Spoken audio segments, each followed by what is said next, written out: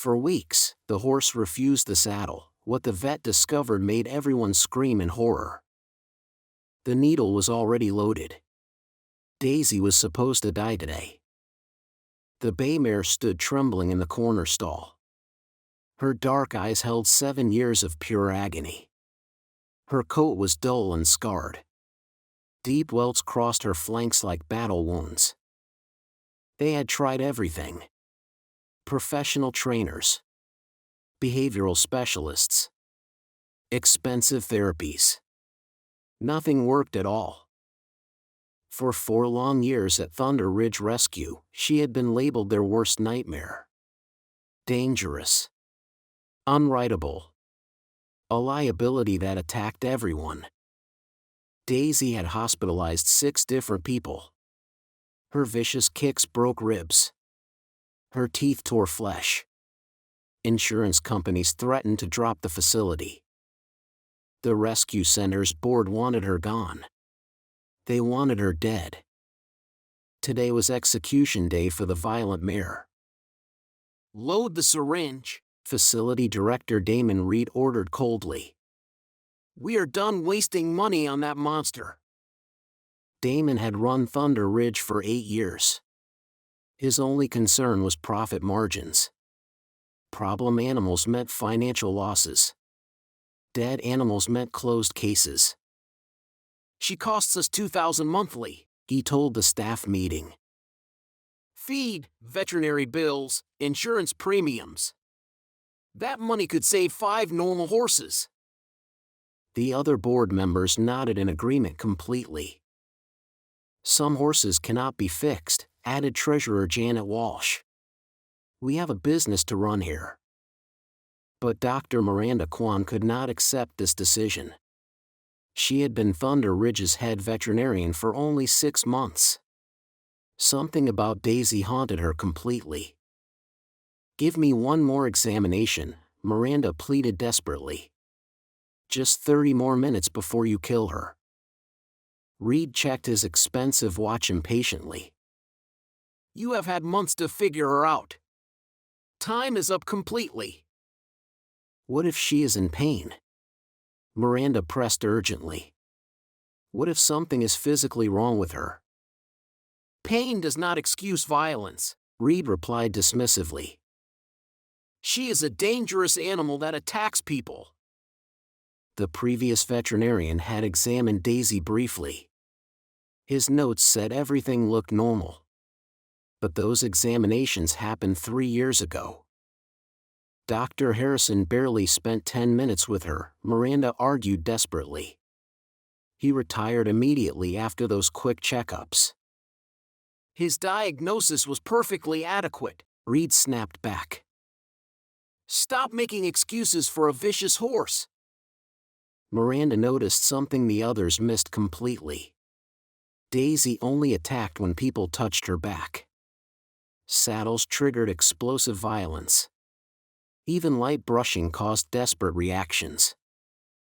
"She has a specific pain response pattern," Miranda explained frantically. "This is not random aggression at all." "Excuses," Reed muttered with obvious irritation. "You have 15 minutes before euthanization begins." As Miranda approached the stall, handler Tom Martinez shook his head grimly. "That horse sent me to emergency twice. She is pure evil in there." Tom had worked at Thunder Ridge for 12 years. He had never seen anything like Daisy's rage. "Maybe some animals are just born wrong," he suggested quietly. But Miranda refused to believe that completely. Horses did not attack without reasons. There had to be something else. Daisy's ears pinned back as Miranda approached. Her whole body tensed for another violent explosion. Sweat darkened her already dull coat. "Easy girl," Miranda whispered softly to her. "I am trying to help you." But Daisy had learned humans meant only pain. 7 years of suffering had taught her that. Miranda moved incredibly slowly around the terrified animal. She examined Daisy's head first. The mare barely tolerated gentle touching there. The moment Miranda's hands approached her back, Daisy erupted completely. She reared up violently on powerful hind legs. Her front hooves slashed dangerously through air. A bone-chilling scream tore from her throat. "She is going to kill you!"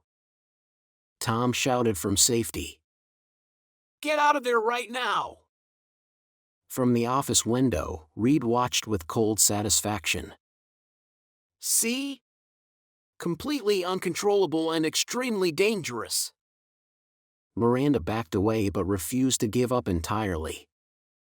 "I need sedation for proper examination." "Absolutely not," Reed barked through the intercom. "No more drugs wasted on her. How can I examine her properly without sedation?" Miranda demanded angrily. "You cannot," Reed replied with obvious smugness. "Time is up for examinations completely." Reed entered the barn with the loaded syringe. The pink solution would stop Daisy's heart within minutes. His face showed no emotion whatsoever. "Step aside, doctor," he ordered Miranda firmly. "This animal dies right now." "Wait!" Miranda blocked his path desperately. "Give me 5 more minutes, please." "You have had your chance already," Reed replied coldly. "She is costing us money every day." Miranda's mind raced frantically for any solution. What if I pay for sedation myself? My own money for examination supplies? Reed paused, considering the financial implications carefully. "Your money, your liability, your funeral." Miranda ran to her truck for emergency sedatives. Her hands shook as she prepared the injection. This was Daisy's last possible chance. The sedative took effect slowly but surely. Daisy's legs wobbled before steadying again. Her violent tension finally began relaxing. Now Miranda could examine the spine properly. Her experienced hands moved systematically along each vertebra. She felt for heat, swelling, or abnormal formations. At first, everything seemed normal. Then something made her freeze completely. A tiny, hard protrusion between 2 vertebrae. Barely noticeable under thick muscle tissue. But definitely not normal bone structure. Miranda's heart started racing with terrible realization. "I need X-ray equipment immediately," she called out urgently. "Absolutely not," Reed replied from outside. "No more expensive equipment for her." This could explain everything about her behavior. Miranda pleaded desperately. "I do not care about explanations," Reed said coldly. "She dies in 5 minutes." Miranda made a desperate phone call. Dr. Sarah Kim at Valley Clinic had portable X-ray equipment. She could be here in 20 minutes. "The horse will be dead by then," Reed stated matter-of-factly. "Then delay the euthanization." Miranda begged frantically. 20 more minutes could change everything." Reed looked at his watch again. "Every minute costs us money. She dies on schedule." But Tom had been listening carefully. Something in Miranda's voice convinced him. "Maybe we should see what she found."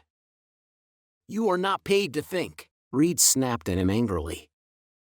Dr. Kim arrived in 18 minutes exactly. Her portable X-ray equipment filled the barn aisle. Reed paced angrily, checking his watch constantly. "This is the last money we waste," he declared coldly. The X-ray machine hummed to life loudly. Miranda positioned the plates carefully along Daisy's spine. Images appeared slowly on the digital screen.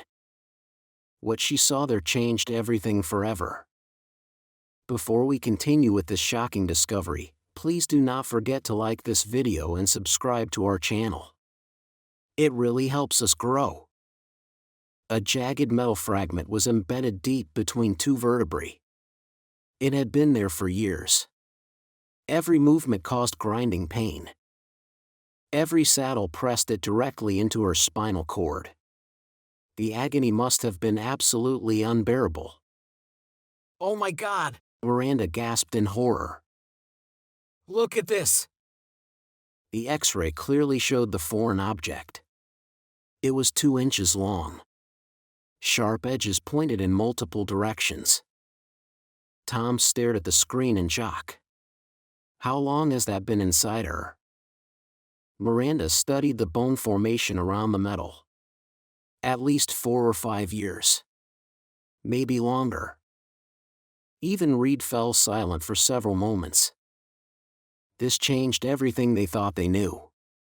Daisy was not vicious or dangerous. She had been tortured for years. Every riding attempt caused excruciating pain. "We have been calling her evil," Tom whispered. "But someone put this inside her." Miranda's mind raced with horrible implications. This was not an accident. Someone did this deliberately. The metal fragment was positioned perfectly for maximum torture.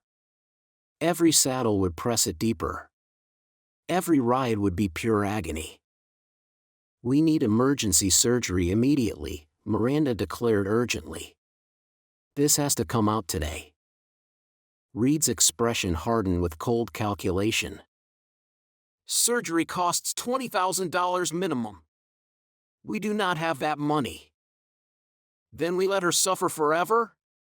Miranda demanded angrily. We put her down as planned, Reed replied without emotion. Problem solved permanently. You cannot be serious about this. Miranda protested desperately. We know the cause now. The cause does not change anything, Reed said coldly. Surgery costs more than she is worth. Miranda felt pure rage building inside her. She is not property. She is a living creature. She is a liability, Reed corrected her firmly. And liabilities must be eliminated completely. The other staff members stood in stunned silence. Even they had not expected such callousness. What if I pay for surgery myself? Miranda offered desperately. Reed laughed with genuine cruelty. Your salary could not cover those costs. My savings then, Miranda replied with determination. Every penny I have saved. That is your retirement money, Tom pointed out quietly. Some things matter more than retirement, Miranda stated firmly. Reed shrugged with complete indifference. Your money, your stupid decision entirely. Dr. Michael Torres was the region's best equine surgeon. His emergency fee alone was $5,000. Surgery would cost $15,000 more. Miranda's entire life savings totaled exactly $21,000. I will do it, Torres said after seeing the X-rays. This is the worst case of deliberate cruelty. The surgery took 3 hours of precise work. Torres removed the metal fragment millimeter by millimeter. One wrong move could paralyze Daisy forever. It is out, he announced with exhausted relief. Recovery began almost immediately after surgery. Within days, Daisy's entire personality changed dramatically. The wild fear faded from her eyes. For the first time in years, she approached humans voluntarily. 2 weeks later, Miranda placed a saddle blanket. Daisy stood perfectly still. No aggression appeared at all. The first time Daisy galloped across the meadow, her movement was pure joy. She ran like she had never felt freedom. Reed was forced to resign in disgrace. The board fired him for gross negligence. New management implemented proper veterinary protocols. Daisy found her forever home with a family who understood her journey. They gave her 50 acres of paradise. Today she teaches children to ride gently. Her story saved hundreds of other animals. One person's refusal to give up changed everything. When someone fights for those who cannot speak, miracles become possible. Every life deserves a champion. Thank you for watching. Let us know in the comments, what would you do if you were in Miranda's place? Would you save the horse's life at your own expense? Also, please don't forget to like and subscribe for more incredible rescue stories.